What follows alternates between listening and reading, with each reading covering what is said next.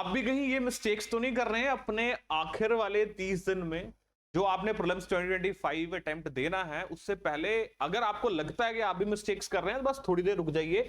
मैं अभी वो सारी कॉमन मिस्टेक्स बताऊंगा जो मोस्ट ऑफ द स्टूडेंट्स करते ही करते हैं, क्योंकि बच्चों को नहीं पता होता है कि मॉक की मिस्टेक्स क्या हैं। बच्चों को नहीं पता पीवाईक्यूज की मिस्टेक्स क्या है, मतलब आप क्या मिस्टेक कर रहे हैं पीवाईक्यू में। बच्चों को नहीं पता है रिवीजन की क्या मिस्टेक्स की जा रही हैं उनके द्वारा while revising the things, end of course उनको नहीं पता करंट अफेयर्स में वो क्या क्या मिस्टेक्स कर रहे हैं उसको पढ़ते हुए। तो ये वाली mistakes holds true for those of you जो 2025 के लिए अटेम्प्ट दे रहे हैं, या फिर जो अगली बार भी सोच रहे हैं, उनके लिए भी ये वीडियो वेरी मच इंपॉर्टेंट, क्योंकि लाइफ लॉन्ग लेसन्स हैं, आउट ऑफ एक्सपीरियंस ये आते हैं। अगर कोई भी बच्चा सोच रहा है कि उसने तैयारी ज्वाइन की है अभी और वो 3, 6, 8 महीने में, इवन साल में परिपक्व का कंपिटेंट हो जाएगा कि उसको सारा कुछ समझ आ गया है, तो this is the first step towards the failure. याद रखिएगा मेरी बात। So guys, make sure you are not committing these mistakes. और मैं आप सभी का स्वागत करता हूं लॉन्च पैड की आईएएस चैनल के ऊपर, एंड मेरा नाम है अभिनव। मेरे साथ आज आप मिस्टेक्स देखेंगे कि कहीं हम तो नहीं कर रहे। तो पहली mistake, current affair mistake. Current affair में बच्चे क्या मिस्टेक कर रहे हैं? वो मिस्टेक कर रहे हैं कि they are relying only on current affair magazine. किसके ऊपर रिलाई किया जा रहा है? सिर्फ और सिर्फ करंट अफेयर मैगजीन के ऊपर रिलाई किया जा रहा है, किसी और सोर्स के ऊपर फोकस नहीं किया जा रहा। बाजार में आती है 365 XYZ site and what not, but खुद रियलाइज होता है एग्जाम में जाके कि यार मैंने इतना जोर करंट अफेयर्स पे डाला। इसको क्या कहते हैं? Panic reading. पैनिक रीडिंग नहीं करनी है कि लगातार लगे हुए हैं जस्ट टू मेक श्योर कि मेरा करंट अफेयर हो गया, मेरी चेकलिस्ट में से टिक हो गया, मैंने करंट अफेयर कर लिया। भाई क्वेश्चन तो आएंगे नहीं, पर क्यों करना ही क्यों था? वो भी क्यों टाइम खराब किया? जाके कुछ स्नैक ही ले लेते, कोई पकौड़े खा लेते, चाय पी लेते। गेटिंग मी और नॉट? तो करना ही है तो ढंग से करो। अब आप कहेंगे सर आगे बताओ भी ढंग से क्या होता है, तो सुनो। आपको while preparing for current affairs, current affair magazine तो ठीक है करनी है, आई एम नॉट सेइंग ना करो, सिलेक्टिवली करो। इसके साथ साथ गवर्नमेंट स्कीम्स भी करनी है आपको। वो कहां से करेंगे? उसके साथ साथ आपको पार्लियामेंट्री लॉज भी करने हैं। वो सारे कहां से करेंगे? आपको सुप्रीम कोर्ट की जजमेंट्स भी करनी है। वो आप सारी चीजें कहां से करेंगे?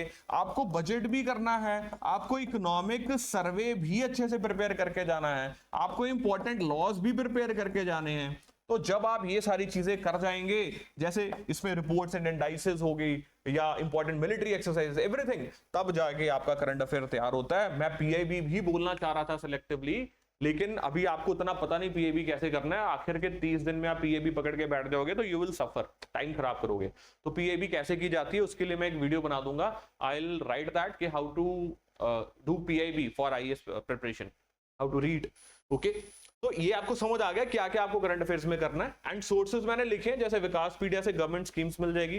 पार्लियामेंट्री लॉज लेने हैं आपको तो पीआरएस लेजिस्लेटिव साइट है, वहां से आपको मिल जाएगा PRS legislative sites, then the budget is available, economic survey is available. Yes, योजना आपको करनी है, ये भी हम समरी खुद ही करवाते हैं आपको सारे साल की। ओके, हर मंथ करवाते हैं, पूरा साल कवर करते हैं, हर एक महीने एक, दूसरे महीने दूसरी। ओके, एंड देन यहां पर क्या होता है, हमें पता लग जाता है कि कौन सी ऐसी बेसिक स्कीम्स है जिसपे गवर्नमेंट का स्ट्रेस है, तो वो अच्छे से प्रिपेयर हो जाती है। तो possibility of doing current affairs और solving current affair question in exam becomes high. तो आप मिस्टेक क्या कर रहे हैं? सिर्फ करंट अफेयर मैगजीन पढ़ रहे हैं। I hope you getting my point. Next, mock test mistakes guys. Mock test mistakes, mock test mistake क्या है?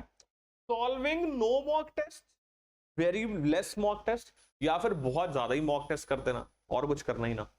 ये दोनों ही मिस्टेक है। मॉडरेशन इज द की। आपको अभी के लिए लास्ट 30 डेज में एटलीस्ट 15 से 20 मॉक टेस्ट सॉल्व करने, आखिर वाले 30 दिन में 15 से 20 मॉक टेस्ट आपको क्या करने हैं?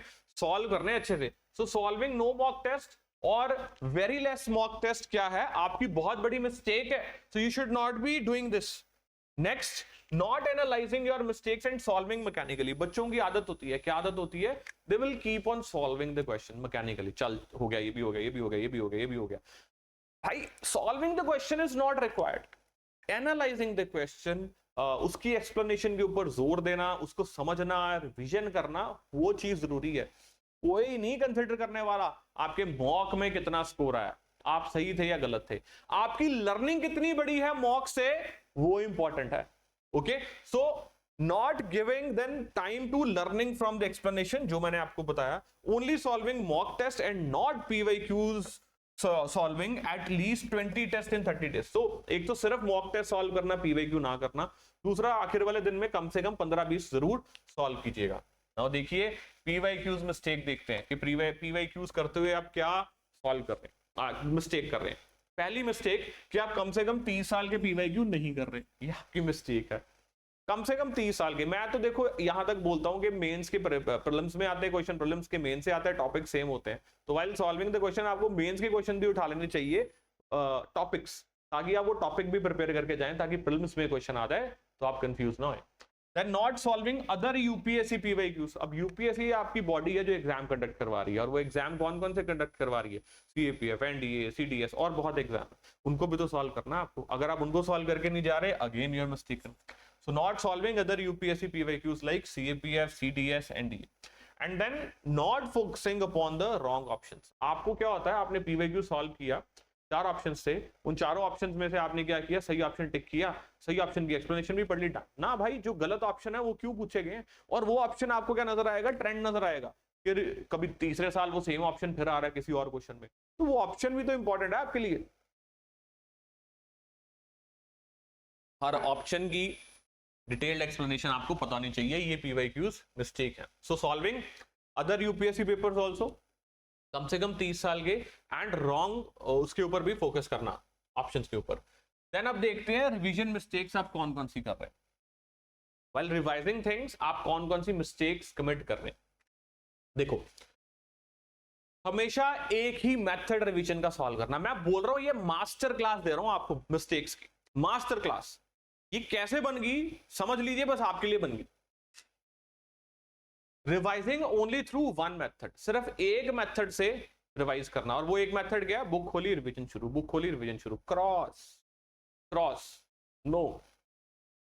Then not revising multiple times, multiple times revision चल ही नहीं रही। पहले तो आपको बता दूं करनी कैसे रिवीजन, देखो ऐसे नहीं होता किताब खोली और किताब खोल के आप शुरू हो गए ना, this is not the right method. आपने किताब खोली, 2-3 बार रिवीजन कर ली, डन, मतलब पढ़ लिया आप, इसके बाद आपने क्वेश्चन टू बुक जाना है, रिवर्स जाना है, सीधा नहीं जाना। क्वेश्चन आएगा, टॉपिक क्लियर नहीं होगा, बुक पे चले जाओगे। 1857 रिवोल्ट के ऊपर क्वेश्चन आया, 1857 रिवोल्ट क्या है, चलेगी किताब पे। चार्टर एक्ट के ऊपर क्वेश्चन आया, नहीं समझ आ रहा, चलेगी किताब पे। 1919 पे आया, 1909 पे आया, 1935 पे क्वेश्चन आया, चलेगी किताब पे। पार्लियामेंट्री फॉर्म ऑफ गवर्नमेंट पे क्वेश्चन आया, कुछ कॉन्सेप्ट क्लियर नहीं था, चलेगी किताब पे।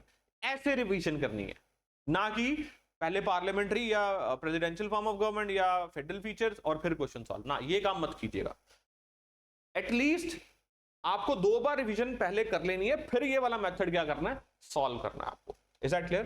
देन एक ही सब्जेक्ट की ओवर रिवीजन शुरू हो जानी, एक पे ही लगे रहे, पॉलिटी पसंद आ रही है, किक मिल रही है, लगे हैं पॉलिटी पे, चल चल चल, पेपर सिर्फ पॉलिटी में से आना, मान ली बात 15, 16, 17 क्वेश्चन मिलेंगे, बट क्या सिर्फ पॉलिटी में से मिलेंगे, उसके अलावा और कोई क्वेश्चन नहीं, और या इतने करके सॉल्व कर जाओगे।